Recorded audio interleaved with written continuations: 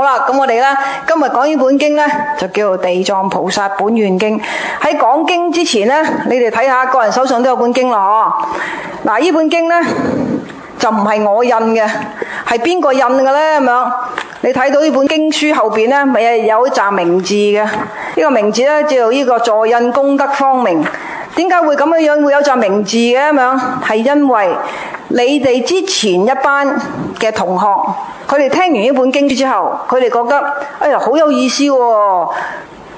咁因為佢哋手上嗰批嘅經書都係再之前嗰班同學印俾佢嘅，咁所以佢哋就話：咁我哋都希望將一個咁好嘅法門，我哋都做翻一啲嘢。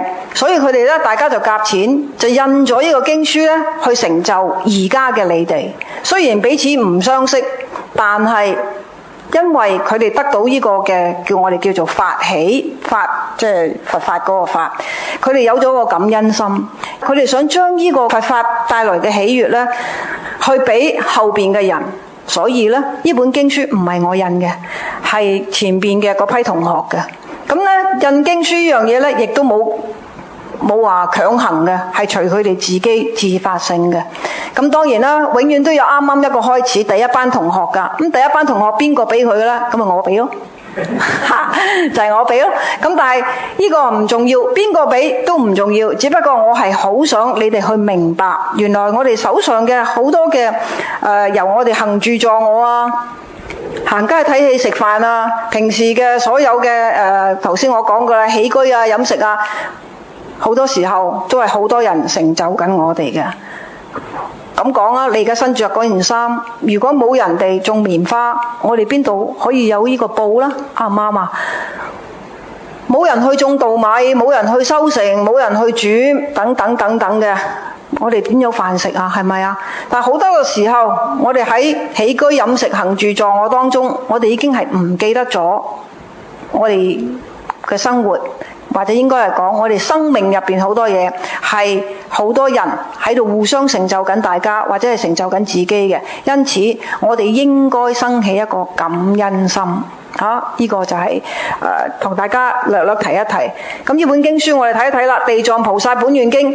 各人呢睇下呢個第8頁先，而家咪講係感恩心，有一個人一定要去感恩嘅。係嘛？百數目字第8頁啊，最撈尾嗰行。你哋見唔見到啊？揭到未啊？你讀俾我聽，最撈尾嗰行係咩啊？南無本師釋迦牟尼佛。係啦，嗱喺佛教入邊咧，佛嘅意思咧就唔係解好多唔明白或者係迷信以訛傳訛嘅人咧，就以為迷信啊，唔係咁嘅意思。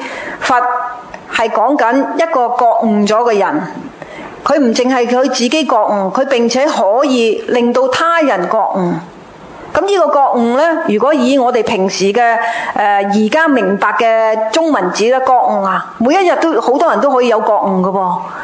咁你話呢個覺悟同呢個所謂佛陀佢嘅覺悟係咪一樣咧？當然唔一樣啦，層次唔一樣。對整個宇宙間乃至個生死，佢已經有個大覺悟噶啦，生死都可以來去自如噶啦。咁佢個所謂個覺悟同我哋凡夫嘅覺悟係唔一樣嘅。咁所以喺翻譯經文嘅人，佢唔想以為喺呢個覺悟呢，就係我哋平時凡夫普通層次嘅覺悟，因此佢就話佛翻譯咗我哋嘅中文嘅漢字叫做佛。簡單啲講，佛即係人修行而成嘅，就唔係天上嗰啲公仔自己跌落嚟嘅，了解啦嗬？咁呢個點解要感恩呢個人呢？係因為南無嘅意思即係我歸依你，我投靠你。唔該你指導我，幫我，就唔好以為咧人哋咧殯儀佬咧嗰啲南無佬啊，唔係嗰個南無嘅意思啊。南無係梵語翻譯咗嚟我哋漢文中文字之後嘅意思係我歸依你嚇。本師即係我哋自己嘅老師，邊位啊？佢個名成佛之後，覺悟之後，得咗道之後，英文咧鬼佬話咧叫獲得呢個叫 enlightenment 啦嚇，證悟得到啦，就叫釋迦牟尼佛啦。咁所以我哋會話南無本師釋迦牟尼佛，就話多謝呢個老師，佢將一個咁寶貴嘅法門講咗俾我哋聽。咁做人呢，要有個感恩心，唔該下人哋都要嘅。所以我哋每一次上堂之前都會先三稱，讀3次，多謝佢佢個名稱啫。咁當然啦，再落嚟真係要去感謝嘅，應該感謝攞呢本經書翻嚟嘅人。呢本經書攞翻嚟係邊個呢？咁樣大家都好熟悉噶啦，但係呢就被醜化咗嘅知唔知邊個啊？玄奘和尚啊！玄奘和尚，三藏玄奘和尚呢，就俾呢個作者寫小說嘅叫吳承恩呢，該打吳承恩，就將呢個三藏和尚呢，就變咗一個呢冇用好窩囊嘅小男人，成日就要靠住隻馬騮去保護佢嘅。呢個《西遊記》啊，就係吳承恩作嘅。吳承恩攞咗佛教入邊呢個嘅唐三藏，唐三藏係唐朝三藏和尚的，而且確係有呢個人，咁呢就變咗一個醜化咗呢個我哋嘅呢個大德，呢個了不起嘅大德叫三藏唐三藏啊！好感恩三藏和尚，如果唔係玄奘法師玄奘法師佢千里迢迢要由中國去到印度攞呢個經書翻嚟呢，我哋係冇辦法有一個咁好嘅法寶。感恩到呢個玄奘法師之外，再嚟感恩嘅係邊個呢？翻譯經文嘅人啦，冇人翻譯我哋點睇得懂啊？係嘛？翻譯經文嘅係邊個啊？第11頁呢，你哋咪見到《地藏菩薩本願經》卷上下邊側邊係咩啊？唐于田國三藏沙門，沙門意思即係出家人個名叫咩啊？實叉難堂啊！實叉難堂係一個出家人嚟嘅係佢譯嘅呢本經書。因為翻譯經文有好多，你唔好話佛經係迷信，因為你從考古學入邊呢啲人物全部係出現㗎由絲綢之路等等敦煌洞窟等等個考古學，全部呢啲人物有根有據嘅，唔係無中生有㗎。好啦，咁所以呢，我哋一陣間呢喺講經之前呢，我哋要讀3次我哋個老師嘅名，又表示我哋有感恩心。跟住就開經偈咯。我哋呢先讀咗我哋合十，識唔識點合十啊？即係合掌。呢個合掌呢，唔理你係咩個宗教信仰呢，呢個合掌呢係橫跨整個宇宙之間嘅無論你咩宗教嘅肢體語言，表示我哋嘅誠心，表示我哋嘅誠意。好，請大家一齊開始讀啦。南無本師釋迦牟尼佛，南無本師釋迦牟尼佛，南無本師釋迦牟尼佛。開經偈就好似我哋如果講嘅話祈願文或者叫祈禱文。祈願乜嘢啊？祈禱乜嘢啊？你哋讀俾我聽啊！無上甚深微妙法，8000萬劫難遭遇，我今見聞得受持，願解如來真實義。原來咁深嘅一個佛法，咁微妙嘅一個法，8000萬劫難遭遇。劫嘅意思唔係我哋廣東話話有啲咩禍劫有啲咩劫過唔到關唔係咁解。劫係一個表示年歲月嘅單位8000萬劫，即係唔知過到我哋而家用廣府話講話，唔知過 N 咁多年哇！要過咗咁唔知幾多年呢，都未必遇到一個咁殊勝嘅一個佛法。我今見聞得受持，呢個我就閣下你哋啦，讀呢本經嘅人啦，終於能夠有機會有幸聽到啦。見聞但係得到受持就係你點樣將佢變為咗你平常用得到嘅一個生活上嘅知見啦，或者係價值觀啦，或者做人處事嘅態度啦，呢個好重要噶。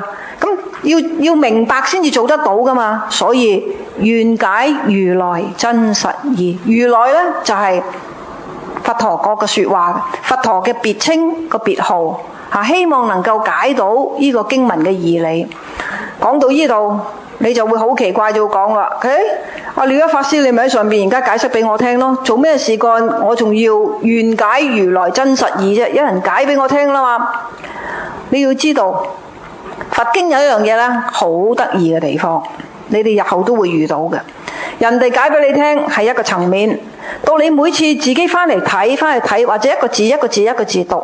假以時日，你有一日你都會突然間話：我終於明白呢句說話係乜嘢嘢啦！嗰個感受係唔一樣嘅。我以前去讀佛學院嘅時候呢，就唔係話讀佛學院啫，唔係有一個老師喺度逐個經文解俾你聽㗎，冇㗎。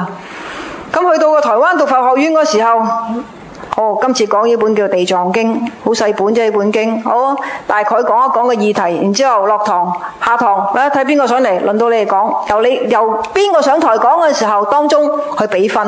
換句説話，上台講嘅人就開始要自己嗰個禮拜就要做功課。問題就係一個禮拜唔係得一本經啊嘛，好多經要上噶嘛，點搞得掂啫？再加上以前個我去到台灣，國語都未搞得掂，打開本經書啲字係識讀噶，分開讀係識讀噶，連埋一齊都唔知佢講乜嘢嘢，點搞啊？淨係國語個發音，豆腐同豆腐成日都搞埋一齊嚇。豆腐你識唔識講啊？豆腐，豆腐咧，豆腐嚇。呢個孩子講鞋啊，着鞋個鞋啊，孩子同小孩子個孩子，我同一個發音嘅，成日就話對鞋咧，好辛苦，成日眯埋晒塊面。啲人問我做咩事啊？我話孩子，猛話孩子哦，你都想念你的孩子嗎？佢問你咪掛念你嘅小朋友？我又唔知，淨係聽到孩子嗰兩個字，我就話岌頭。那怎麼辦？你現在是不是覺得很委屈啊？或者是即係佢盡量想去寬解我，但係講極咧都見到我喺度搖搖頭，好辛苦。講大半天，原來我講緊對鞋好夾腳，佢就以為我有個細路喺香港有個仔女，諸如此類，咁啊搞個大笑話。咁你諗下啦，連發音都未搞得清楚，我點去讀佛經啫？最衰嘅就係咩呢？一要讀經嗰陣時候咧，就瞌眼瞓，同你哋好似係咪咧？所以咧，我知道點樣去接引你哋嘅。你有個毛病，我有晒。一讀經就瞌眼瞓，你望下隔離啲同學，哇，人人都好似冇嘢咁樣嘅，自己好慚愧得好緊要。於是咁樣，自己要精進，自己要堅持。終於有一日，我讀呢本經打開，突然間，我覺得，咦，我識喎，我知道佢講乜嘢喎，就係咁簡單。點解呢？就係每一次讀我都好誠心，就去讀呢個開經偈，就話願解如來真實義。我就懷咗一個好慚愧嘅心，點解我唔識啊？咁簡單拆開啲文字就識嘅，撈埋晒，點解反而唔識嘅？嗰個慚愧心得好緊要，嗰個一定係障礙嚟啦。點會咁樣咁蠢蛋嘅呢？自己不斷去懺悔自己過去一定係好多好塞嘅地方噶啦。慢慢，終於有一日，我識啦呢本經。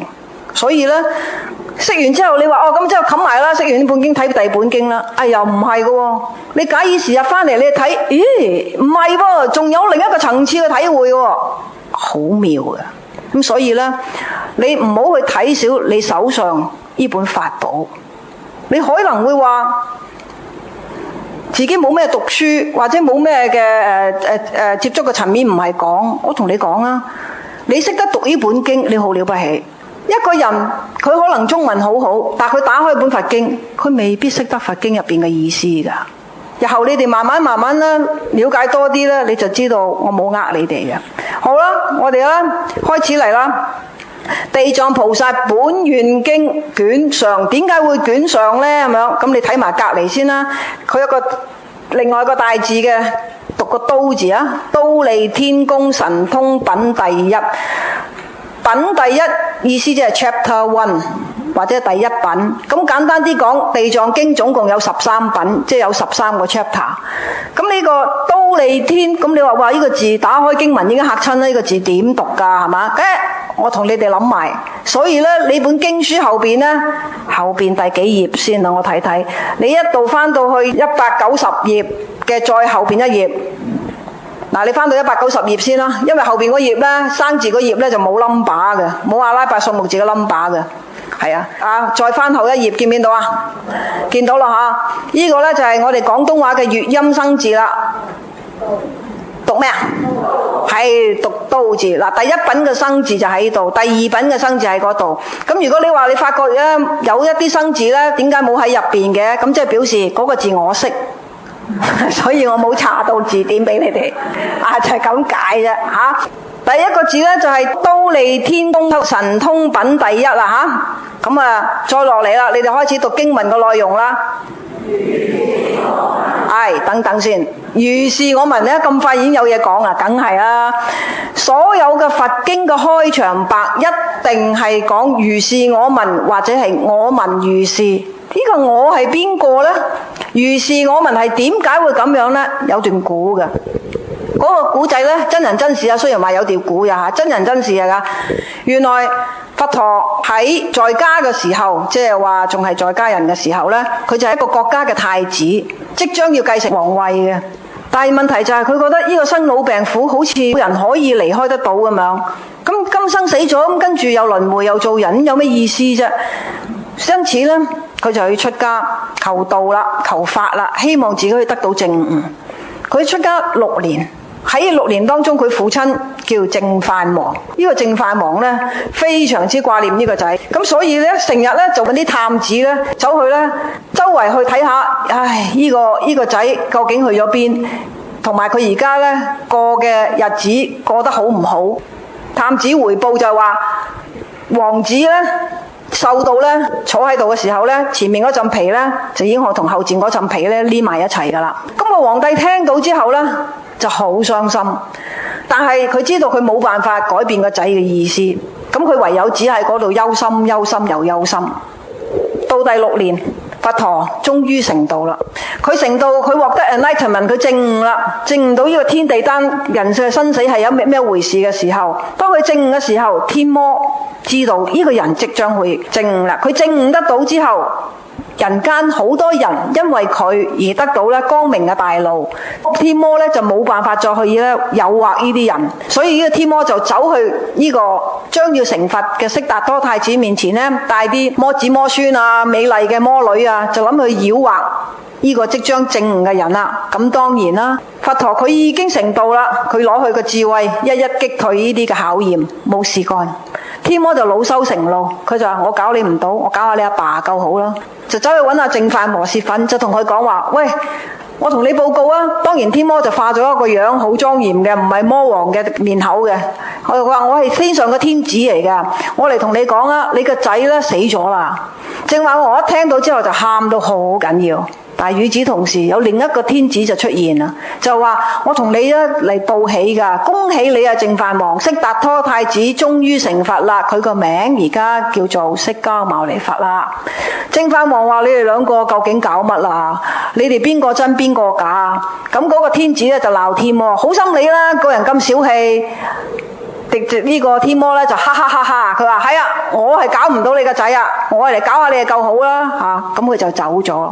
淨飯王知道咗真相之後，好高興。與此同時呢，佢喺皇室入邊，佢個淨飯王自己嘅細佬，佢個皇帝啊，佢個細佬呢生咗個仔啊，就好高興，就同我大佬講啦，哇！皇室當中又添一個小王子啊！呢個小王子呢，唔該你阿哥，你係呢我哋嘅皇帝，希望你能夠呢為佢呢起一個名啊咁樣。因為淨飯王當時嗰個好開心啊嘛，個仔原來未死啊嘛，咁然之後聽到一個咁好嘅消息，話皇室又添一個小王子嘅話，佢話好啦，就叫佢做阿難啦咁樣。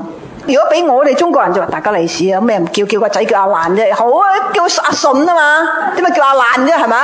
啱唔啱啊？原來呢個阿難呢個解釋呢，意思就係歡喜。歡喜嘅意思，因為當時淨飯王佢心情非常之好，所以呢，佢就叫做好啦，叫阿難。阿難尊者唔單止個名係阿難，因為佢生生世世以嚟都同佛陀係一個好好嘅姻緣嘅，一路都係喺修行道上互相扶持嘅。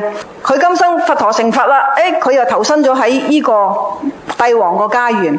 因為佢生生世世都係喺度修行，並且係修得好圓滿，所以人人見到佢都好開心嘅。人人見到佢，無論你係男女老幼呢，都好喜歡佢嘅。咁究竟佢修係修乜嘢呢？咁樣瞋恚啊！瞋恚嘅意思即係話嬲啊、怨啊、怪人哋啊呢啲嘅情緒呢，佢冇噶啦，因為佢修得非常之好。咁換句說話，如果在座嘅我哋普通嘅凡夫，成日就要做 facial 啊、搣脂啊、漂白啊、做咩 laser 啊等等等等啊、除皺紋啊、打呢個 Botox 啊，唔使你去修呢個瞋恚，你一定呢樣貌呢如春唔會變，好好。咁所以你就知道啦，原來修呢個親位係可以咧導致到我哋嗰個相貌咧人見人愛喎，其實有得解嘅，一啲都唔係迷信嘅。大家都試過猛整發脾氣嗰陣時候，就算啲人突然間你同人哋鬧緊交發脾氣啦，出邊突然間有個人走入嚟，佢之前唔知你哋喺度發晒火嘅，但係你入到去，你會覺得有啲嘢唔妥嘅，啱唔啱？再嚟你睇佢嗰個人嘅面口，佢冇講嘢，但係你睇佢面口，好似人哋欠佢錢冇還咁樣，呢啲客氣嘅面口嚇。再嚟真係鬧人嘅面口，係咪好難睇啊？如果人長期喺一個咁難睇嘅面口之下呢，佢嗰啲肌肉一定係掹緊晒，點會靚女，點會靚仔啫？咁所以阿難尊者因為佢過去生係修呢個親位修得好好，所以佢係非常之莊嚴好樣。過去呢啲出家人嘅衣着呢，唔係我哋呢個，我哋呢個入到中國先至係咁樣嘅啫。好似而家緬甸啊、泰國啊，佢哋呢嗰啲南傳佛教啦，就打斜嘅，露出一邊嘅膊頭嘅，佢太靚仔，所以佛陀就話你冚埋呢邊膊頭。唔俾佢露埋嗰邊嘅角頭，咁你就可想而知阿難尊者係幾靚仔。雖然阿難尊者係咁靚仔，佢唔係就得個樣喎，人哋真係有德行喎都。佢乜嘢德行呢？咁樣，佢個記性非常之好。咁你會問啦，既然阿難尊者收到咁多生咁多世啦，32相入邊佢都收到30相啦已經，咁即係話佢今次同佛陀一齊，點解佢冇證到果嘅？仲係做緊阿佛陀嘅侍者嘅，因為佢始終都係喺凡夫，佢仲有一個貪欲。呢個貪欲唔係講緊情愛嘅欲望，佢出咗家後來跟佛陀，佢個貪欲係咩呢？佢希望呢親近佛陀，做到佛陀嘅侍者，可以跟佛陀周圍去弘法。咁而佛陀呢，佢就定咗一個規矩嘅，佢話只要任何人證悟呢個叫阿羅漢嘅果位，都唔可以做佢嘅侍者。達到呢個阿羅漢之前呢，佢有3級，呢個第4級，即係有初級、2級、3級，呢個第4級。咁普通嘅人，因為佛陀當時在嘅時候呢，攞到1級、2級、3級乃至第4級係好平常嘅咋，因為佛陀佢知道每一個人嘅根基，佢只要馬上講，你馬上能夠呢離開咗呢個煩惱，因為獲得呢個阿羅漢嘅果位嘅人呢，基本上呢個眼耳口鼻嘅等等嘅我哋平常嘅一啲嘅貪欲呢，佢都冇咗噶啦。咁所以佛陀就話，只要證到阿羅漢果位嘅人都唔可以做侍者噶，佢要出去弘法，要出去接引人哋。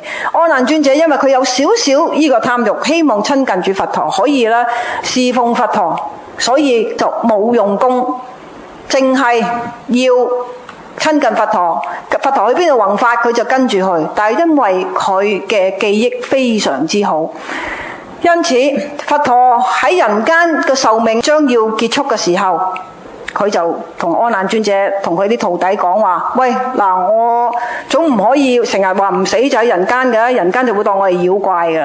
為咗要俾人間證明一個信心，就係話佛係人修行而成嘅，所以呢，佢都會死。佢有嘅特質，生老病死嘅特質，我哋普通凡夫都有。換句說話，即係話佢得，大家都得，大家都可以成佛。佢要攞翻人間呢個本來生老病死嘅實相去示現翻俾人間睇，所以佢要進入死亡。呢個進入死亡呢，我叫涅槃。日後呢，經書度有講嘅，佢要進入涅槃啦。咁所以呢，佢就同佢徒弟講：嗱，我死噶啦，你有咩問好而家問啦。阿難尊者就話：因為當時佛陀未出家嘅時候，當時嘅印度呢，研究生命啊，人死咗之後去邊啊，呢個天地之間嘅神秘啊，其實係好多人去研究嘅。咁而亦都好多人去出家嘅。所以話呢，呢個沙門呢，頭先佛經都有㗎，實參難陀沙門嗰度啦嚇。呢個沙門嘅意思係出家人，嗰個唔係佛教嘅專利品嚟嘅。當時印度係好多好多啦，當中呢，有6個老師。其實就唔止嘅嚇，呢6個老師咧喺印度係好出名嘅，當時都收到好多徒弟噶啦。只不過係因為當佛陀成佛之後，佛陀周圍去弘法，好多信外道啲人呢，都個個都信晒。哦，原來呢個佛法咁寶貴嘅，就改變晒佢哋嘅信仰，或者呢應該話喺生命當中佢哋揾咗一個正確嘅知見。咁所以當時呢個六師外道曾經轟動去印度嘅時候咧，因為佛陀嘅出現，呢啲人就銷聲匿跡。阿難尊者就會同佛陀講，佢話佛陀，如果你進入涅槃，即係話你死咗之後，呢啲六師外道啲人會出翻嚟嘅噃。咁點講呢？你而家講嘅過去叫講嘅經，我阿難記得嘅，我會咧背翻塊晒出嚟，將佢結集做一本經出嚟。咁但係啲人會話真定假㗎？係咪咁樣㗎？係可能係將外道啲嘢等入去，又話係佛經喎，咁好難㗎喎，點樣證明呢？因此佛陀就話：你所有個經入邊，你都要加呢四個字，邊四個字啊？如是我聞呢四個字，如是我聞即係話嗱，我阿難係咁樣聽嘅，係咁樣聽翻嚟嘅。你唔好以為佢到時就咁阿難尊者自己背㗎啦，唔係啊！佛陀進入涅槃入滅之後呢，佢有好多個徒弟已經證到阿羅漢嘅果位㗎啦。證到呢個阿羅漢果位之後呢，500個阿羅漢嘅徒弟出嚟，佢哋就話好，我哋幾時就結合埋一齊。阿難你就背俾我哋聽，你幾時喺邊度，咩嘅時候，咩嘅環境，同邊個，時間人物地點，咩因緣，要好清楚。佛陀係點樣講，你要背翻晒。因為佢哋證到羅漢嘅果位，佢哋有神通。佢哋可以知道，並且佢哋都聽過佛陀嘅教化，佢哋嚟確認經文每一個字每一句有冇用錯。阿難尊者話好啊，好啊，點知正係聽朝就要結集啦，大家 gather 埋一齊啦，集合埋一齊嘅時候呢，大師兄就話啦：喂，聽日個規矩係要證到羅漢我嗰位先入得嚟喎，你好似乜都唔係喎。咁阿難尊者即刻滅心都慌晒啦，佢話你自己搞翻掂先咯。需要知道證悟嘅意思唔係話佛陀帶住你隻手，嗱而家行呢步，而家做呢個姿態，你就唔係，係自己心性用功噶。阿難咁多年以嚟，佛陀說法說咗40幾年，佢就一路都係做佢嘅侍者，喺真係心性上個功夫佢冇做，但係技巧嗰個方法嗰個工具佢識，只不過佢冇做。喺呢個情形之下，佢心一急，佢就真係發奮去做呢個功課。到第二日，佢終於證悟到啦，佢好開心，就敲師兄道門話：哎呀，師兄我已經可以證悟啦。師兄話係，佢話係啊，我得。因為道門係閂埋噶嘛，佢話你喺個門鎖入邊自己入嚟啦。門鎖？因為證到阿羅漢嘅人有神通嘅，佢話好啊，佢就入去啦。呢個少少如是我聞嘅背景，你哋要知，因為所有佛經嘅開場白都係呢句說話。有日你打開每個佛經睇，你都會知道，或者係我聞如是都係一樣嘅。呢個我係邊個？佢嘅典故係點？咁當然啦。有一本經，你哋常常都會讀噶啦。有啲人話我咩經都唔識，我淨係識讀呢本經嘅啫，200幾個字嘅啫，呢個本經得心經啊嘛。心經嘅開場第一句係咩啊？觀自在菩薩冇如是我聞喎，或者我聞如是都冇喎，咁嗰本經唔通係假嘅？頭先你哋有聲噶，做咩而家冇晒聲啊？你哋有冇諗過呢個問題啊？有人會嚟 challenge 你嘅，會嚟即係對呢樣嘢嚟問你嘅，因為心經佢係由一本經，呢本經呢好大本嘅，係佛教嘅精華嚟嘅吓，係由呢本經度呢截落嚟嘅，咁所以佢截落嚟啊，咁啊梗係冇啦，佢將個頭尾都冇擺到入去，佢淨攞咗入邊嘅精華，呢本叫做大般若經。簡單拆開上下個字叫般，呢個叫若，係咪？但係唔係叫般若，只要喺佛教入邊就叫般若，般若就智慧呢個意思。智慧同聰明咧就唔一樣嘅，聰明可以藉着書本啊、經驗啊、一啲知識上邊啊累積翻嚟，但係解決唔到我哋嘅煩惱。你諗下，聰明個人有冇煩惱啊？咁有啦。但係呢個智慧，點解智慧咪智慧咧？點解叫般若咧？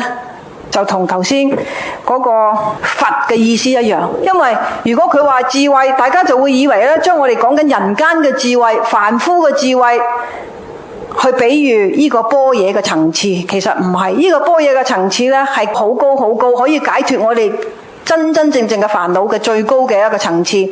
冇得去表明之下，唯有我用智慧呢兩個字同大家去解釋呢個般若嘅意思係咁解啫。心經第一句就叫觀自在菩薩，佢點解冇如是我聞？因為佢喺大般若經入邊節錄落嚟嘅，了解啦嗬 ？OK， 再落嚟啦，你讀埋俾我聽。等等啦，一時佛在忉利天啊！一時嘅意思咧，鬼佬說話啫 ，once upon a time， 即係從前咯噃。點解佢唔講話1385年或者1234年？因為以前嘅日曆嘅計法同我哋而家現今嘅日曆嘅算法都唔一樣，係好簡單，淨係一個新曆同舊曆，大家都而家都拗緊頭啊！今日初幾啊？初幾我唔知嘅喎，係咪？唔知噶嘛。所以喺佛經入邊，所有嘅日曆算法全部用呢個講一時，即係嗰陣時候咧，佛喺佛陀得釋迦牟尼佛，你哋一定要有個概念要知道，講緊佛唔一定係講釋迦牟尼佛嘅，因為佛有好多人已經成咗佛噶啦。不過而家呢個地藏經入邊講緊呢個佛係講緊釋迦牟尼佛，佢喺邊度呢？有個天叫忉利天，佢唔係喺人間講嘅，喺天宮講嘅。喺佛教入邊呢，有一個好得意嘅，佢將呢天咧分得好細緻嘅，佢唔同其他宗教，佢去咗天國啦，佢去咗天堂啦，咁啊大家 full stop 講完噶啦，最多天堂後邊有天使，咁啊係咁多啦，仲有啲咩咧？諗唔到噶咯嚇！喺佛教入邊，佢將天分得好細，每一層係點樣樣？譬如話我哋人間對上嗰個天呢，就叫做四天王天；再上呢，就叫做呢個忉利天；再上呢，就叫兜率天；再上咩天咩天，諸如此類，都係喺呢個慾望嘅界入邊。我哋人最重慾望嘅就係我哋呢個人間。每一個天佢哋係點樣生活㗎？佢哋個對慾望點樣去度過㗎？佢哋嘅層次係點㗎？譬如人間最重嘅慾望，個貪嘅慾望入邊冇嘢重得過淫慾。呢個淫慾嘅心，好多人呢，如果以孔子講啊，食色性也嘛，一個食一個淫慾係本來嘅人性嚟㗎嘛。大家如果係記得係人，既然係人性嘅話，咁大家就覺得做咩事幹要去禁呢？冇人要你去禁。不過喺佛法入邊，除咗正常夫妻正式嘅關係個淫慾之外係許可嘅，其他一切都叫做邪淫。邪淫呢就要受到果報嘅。呢個今日唔講住。講緊呢個忉利天，每一個天都有佢自己嘅嗰個慾望。譬如講緊淫慾嚟講，佛經有記載嘅，有一啲天呢就係抱抱，咁就已經呢完事噶啦。有啲人係拖手，有啲係相視而笑，有啲人係笑下，咁就完事噶啦。越高嘅話，嗰個層次越高。如果將呢啲抱抱啊、拖手啊就搞掂嘅呢，我哋而家人間就叫呢啲叫柏拉圖式，冇肉身嘅關係嘅。但係去到嗰啲天，點解呢？因為越稀薄嘅話，越上嘅話，佢哋嗰邊嘅壽元，每一個天嘅壽元都唔一樣。每一個天佢喺嗰度嘅時間都唔一樣。你話上到個天都有壽元嘅咩？因為入邊有一個大秘密，呢個大秘密你一定要知。問你一個問題啊，好多人都會問噶啦。如果一個人佢又唔係佛教徒，唔係其他嘅宗教嘅話，佢冇宗教信仰噶，但係佢做人嗰陣時候呢，佢做得好好噶。咁如果喺佛法嚟講，我哋有叫十善。你在座嘅有冇人識得咩叫？應該又問有冇人唔識得咩叫十善啊？唔緊要，唔出聲啫，識晒。咁我提一提啦嚇，你耐性少少嚇。就譬如喺十善入邊，第一樣嘢不殺。不殺當然講唔可以殺人啦。天上飛、地上走、水入邊游嘅，都係有生命嘅，都要尊重嘅嚇。再落嚟啦。不道啦，一切欺詐盜竊行為都唔許可啦。再落嚟啦，不淫啦，正常夫妻關係以外全部都唔可以嘅。呢三樣嘢就係身體嘅。再落嚟啦，第四樣嘅咯，就係我哋嘴巴啦。佛陀講過，人把口係最難收嘅，因為佢往往呢個腦都未諗清楚，嘔咗出嚟啦已經。咁所以咧成日咧都話：哎呀，我冇心㗎，係嘛？講者無意，聽者係有心喎。咁點搞咧？就因為把口好難收。所以佛陀話：一切嘅東西要嚟自真實嘅語言。妄語意思即係話唔好講大話。再落嚟啦，不惡口啦，意思就話唔好鬧人啊。咁你哋啲仔女翻去就阿媽嗱，今日聽完經你冇惡口我嚇。咁呢個惡口有少少唔一樣嘅。如果父母師長係需要呵斥嗰個人咧，先至會醒嘅咧，呵斥下唔緊要。惡口意思啊，但係如果你心咧起晒嗰個親恨心啦，頭先講嗰個親毀心出嚟鬧咧，或者係要讓對方難堪嘅咧，咁呢個就係惡口啦，知道個分別唔一樣。教仔係因為希望佢好嘅，點一樣啫嚇。咁再落嚟啦，不兩舌啦，話明兩條脷嘅係咩人啊？將啲是非搬嚟搬去嘅人啦，就唔好將啲是非搬嚟搬去啦。再落嚟咧就係不綺語啦，一切用文字嘅或者去説話咧，而引起人哋有淫欲嘅心咧，都叫綺語啊。加埋呢個咧就嘴巴嘅身口啊，頭先就身口，咁啊梗有一樣嘢去主使呢個身體嘅行為或者嘴巴嘅説話噶嘛，咁係咩嘢咧咁樣？我哋嘅貪慾，一切嘅貪，呢個貪唔係話貪小便宜啊，貪人錢啊，唔係咁表面嘅，一切嘅慾望都係一個貪着。再落嚟啦。不親啦即係話嬲怒啦，喐啲就嬲，喐啲咧就喺度咧唔高興賴人哋。其實應該呢個係不痴，不痴咧演變落嚟咧叫邪見，所以咧計埋咧8、9、10，你去犯你去做嘅就叫十惡，你唔去做嘅就叫做十善。咁好啦，頭先佢問嘅問題，如果你係冇宗教信仰嘅，你呢個人乜嘢都好，唯獨咩咧？唯獨你好嫖啊！你冇結婚，但係你好嫖妓。咁嫖妓咧，就因為你有個慾望係嘛，有個貪慾喺入邊啊嘛。咁所以咧，十善入邊佢做咗8善，畢竟係凡夫嘛，大家都未成佛啊嘛，係嘛？十善做咗8善，但係佢又孝順又顧家，對朋友又好，有一個好上司，人人見到佢都誇啦。佢唯獨係呢樣嘢啫。咁人哋喺人間入邊又覺得冇藥冇問題㗎，係嘛？咁佢死咗去邊啊？因為佢平時做好多嘢，甚至乎咧佢又捐過腎俾人，又捐過肝俾人，諸如此類。好，佢終於咧，如果喺佛法入邊話，佢去到天國啦。咁每一個天嗰個嘅壽元唔一樣嘅。假設佢喺天國，佢可以享有1個月喺天堂嘅福報。1個月，你話1個月咪好快？你要知道每一個天嗰個計算方法同我哋人間唔一樣。譬如話4天王天，佢個一晝夜啊，1個月白日1個晝夜，可能係講緊我哋嘅人間嘅100年。咁你話1個月嗰度即係幾多年啊？大家計計咯，自己係嘛？咁所以你話再越高嘅話，就離開人間咧。譬如去到某一啲天，可能係佢嘅一晝夜就人間嘅幾百年。咁越高嘅話咧，算法咧拉得越遠啦。講埋下邊嗰句先。一時佛在忉利天做咩事啊？為佢媽媽講經啦。為佢媽媽講經喎。點解要為佢媽媽講經咧？因為佛陀佢一出世冇耐，佢媽媽就死咗啦。就係佢姨母咧帶大佢嘅，佢姨媽帶大佛陀嘅。佢點解要同個媽媽說法咧？係因為呢個入邊咧聽經咧要識㗎，睇字咧你知㗎，為母說話佢媽媽講法咯。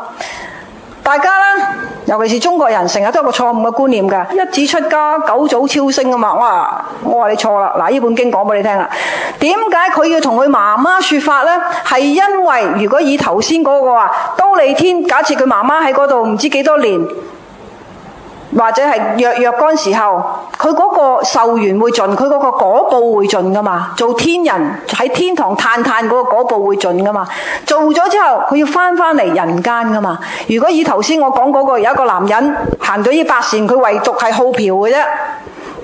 咁佢必然仲有個貪慾啦。咁佢好嫖當中咧，你唔知佢做咗啲咩事喎？可能佢中意搞變態嘅噃，諸如此類喎。呢啲都要受喎果報。佢去到某一個天入邊，佢個8善嗰個好嘅果報，佢享晒啦。佢要翻落嚟。如果佢仲得到有人嘅 quota， 得到人嘅身體嘅話咧，佢咪翻嚟人間受埋頭。佢之前嗰2惡咯，10善佢做咗8善啫嘛，咁即係仲有2惡噶嘛，啱唔啱啊？佢要去受咗佢嘅。受嘅意思即係話，鬼佬話就話 he has to learn， 佢要去學習。學習咩啊？唔好淫。點樣學唔好淫啊？好艱難，每一個人唔一樣要學習嘅嘢。所以點解我哋每一生入邊遇到任何事幹，嗰個逆境嚟嘅時候，你唔好去問點解係我啊？我又冇做錯啲咩嘢嘢嘛？喺個當中一定係我哋過去有啲嘢做得唔好，今生藉着某一啲嘅事件要你去學習。譬如咁樣講，你哋大家容易明啲噶。好多時候啲夫婦正常嘅，有好高嘅學歷嘅，生咗個細路出嚟，可能係自閉嘅、殘障嘅，諸如此類，好多呢啲個案。咁普通嘅人第一個反應就話：我哋屋企人做錯咩事呢？點解要得到呢個懲罰呢？係咪家山嘅風水唔好呢？諸如此類，就好多嘢會去問，唔明，難以接受噶啦，或者會覺得呢個細路呢嚟走嚟呢整衰佢噶啦。你知唔知道而家我哋有一個參選嘅港島區嘅議員叫史太祖醫生啊？你知唔知佢有一個細路係呢個蒙古症㗎？呢個案例呢，我要講啲熟嘅，你先唔會瞓着啊！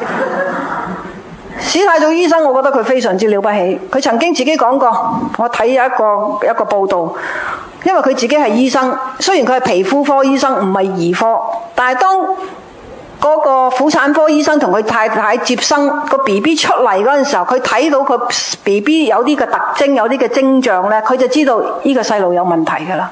佢第一個念頭就問自己，係咪應該唔要呢個 BB？ 唔要意思可能送咗俾孤兒院咯，諸如此類咯。同諗住佢第一個念頭，到同個 BB 沖晒涼啊，包得乾乾淨淨啦，護士將個 BB 抱喺佢手上，佢接到個 BB 嗰陣時候，佢覺得呢個係天上賜俾佢嘅小天使，係上帝賜俾佢嘅小天使，佢覺得好開心。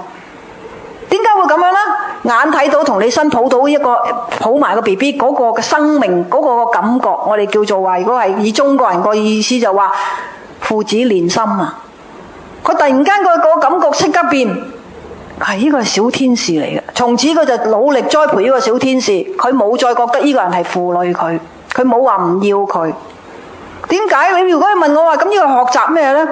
可能有啲人佢過去生入邊對一啲嘅付出，佢好計較嘅，或者佢好自私嘅，佢唔識得點樣去付出所謂嘅愛嘅，或者對人嗰個付出係好吝嗇嘅。咁而今生入邊呢，佢會遇到一個你好愛嘅人，而你愛佢唔到，佢偏偏就要你去學呢樣嘢。你抌咗個女啊，你咪唔好養佢咯。有啲人做得出㗎，咪踢鬼咗佢咯。當然啦，史醫生佢同個女係咩姻緣，我冇神通，我無修無證我唔知。我只不過係講俾你哋聽，我哋每一個人如果喺個逆境入邊，你接受到而識得用一個正面嘅方法去睇嗰件事幹嘅話，呢個係我個老師嚟嘅，佢嚟要我學一啲嘢。至於學咩嘢嘢，個個人唔一樣。嗰個逆境好快就轉變成為一個正面嘅思維，你甚至話，好彩，多謝當初有呢個嘅細路，或者當初有呢件事件，因為有呢件事件，自己先至會成長。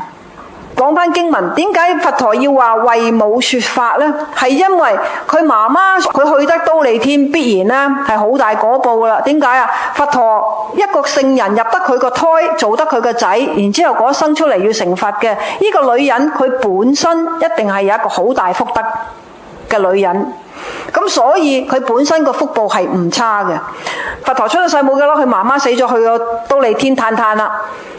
臨死之前，其實講呢本經呢，佛陀係就嚟要進入涅槃噶啦。佢點解要趕住都要上去忉利天？因為佢有神通，佢同佢媽媽說法呢。因為人嘅孝心呢，就分幾個層次，咁聽聽你有冇你嘅份啦。同媽媽繼續住啊，俾家用媽媽啊，會同媽媽傾偈啊。媽媽有咩唔開心，會盡量開導佢啊，唔好俾媽媽擔心我哋啊咁樣。呢個為之中等。下邊咧唔好話下等啦嚇，差少少啦嚇，就係話母親節先見一次啊，年三晚先見一次啊，平常有家用嘅間唔中咧都有電話問候下嘅，呢個就差啲。咁你話喂，頭先你講我話中等嗰個好好嘅咯已經嚇，唔好俾媽媽去擔心我哋，盡量咧即係媽媽又唔開心會開解佢啊，佢要乜嘢物質上邊都可以俾佢啊，呢個都仲唔得，真真正正嘅就係俾媽媽接近到佛法，就好似佛陀咁樣，因為佢知道佢媽媽天福報享完之後，佢要翻落嚟人間，但翻落人間之後，我哋邊個都冇把握，會唔會被污染嘅？會唔會俾頭先講嘅十惡啊去影響我哋嘅？事情嚟到啦，分分鐘自己係掌控唔到噶。人間遇到好多事情，如果你身邊有個善知識，有啲好嘅正面嘅朋友就還好，如果身邊遇到嗰啲呢，大環境呢都係好亂糟糟嘅人物啦，好容易呢影響到我哋一啲價值觀嘅。好簡單咁講啊，我哋最近我唔知你有冇睇呢一兩日嘅新聞呢，有個老師52歲噶啦，同個小學生10歲嘅咋，有性交嘛。佢點會咁奇怪？因為你係老師嚟噶嘛，你係佢班主任嚟噶嘛，你咪就搞呢啲嘢啫係嘛？你自己有老婆有仔女噶嘛？你點解會咁樣樣㗎你咁樣？因為佢睇得太多嗰啲奇怪嘅網站，因為佢被咗太多嘅類似嘅一啲嘅行為，佢覺得呢個係一個刺激，佢把持唔住，咁呢個咪就污染咗佢咯。冇人會話有把握話我下次嚟到會唔會唔好話下生啊，下生嘅嘢好遙遠，我哋講今生啊。我哋冇人有把握話，如果遇到某一啲嘅境界，我係唔係可以把持得住？鬼佬講，每一個人都有個銀碼，有個 price， 有個價，有個銀碼，意思即係話每一個人喺某一個嘅喺一個某一個嘅價錢上邊，或者某一個嘅底線前邊咧，我哋每一個人都係被收買到嘅。有啲人講話我嘅 dignity， 我嘅自尊好貴嘅，好貴。你話我加多幾千萬，加多幾億咁又唔一樣噶咯。嗰樣嘢就唔同個睇法噶咯喎。或者話如果我俾一個心愛嘅你心頭好你，又可以換到噶噃。因為我哋每一個人都係喺一個條件性入邊生活嘅，因此佢要為母說法啦，係呢個為之係大孝。咁樣有8:30啦。又要落堂啦咁咧下堂就要同你哋繼續啦，好嘛？好啦，咁今日就係咁先啦，好冇？好啦，阿彌陀佛。好啦，咁你哋自己咧就係啦，唔使拍掌噶啦，合十講阿彌陀佛得噶啦嚇。總之好嘅唔好嘅，想鬧人嗰陣時咧就阿彌陀佛。咁攞呢個佛號咧嚟代替我個口我把口其實好難收嘅，但係咧脾氣嚟到嗰陣時候咧，即管咧用阿彌陀佛嗰幾個字咧，俾自己冷靜落嚟啊，好啲嘅。你講阿彌陀佛，你都唔好意思講粗口啦慢慢去提升下自己啦，好唔好啊？好啦，就咁啦，阿彌陀佛。